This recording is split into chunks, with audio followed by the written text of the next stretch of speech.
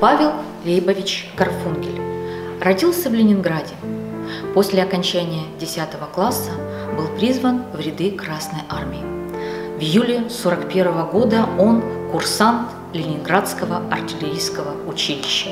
В декабре 1941 года в действующей армии.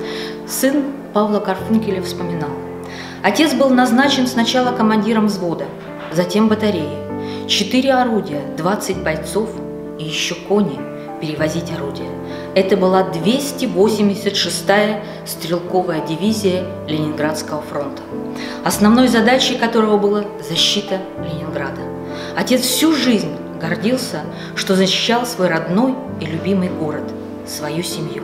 Он был самым молодым командиром батареи, 18 лет.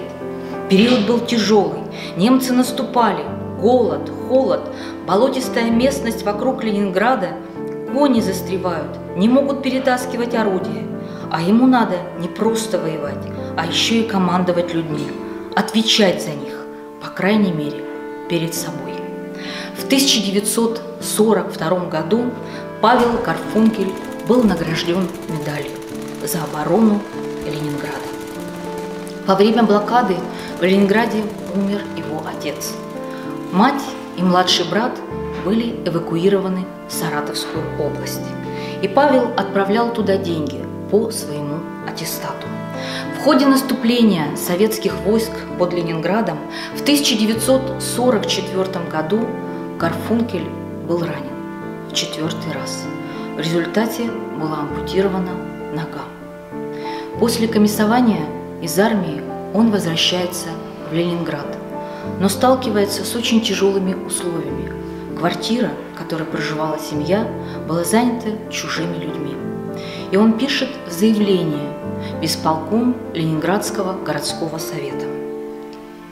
В январе 1945 года я вернулся в Ленинград, где застал свою квартиру занятой, а вещи расхищены.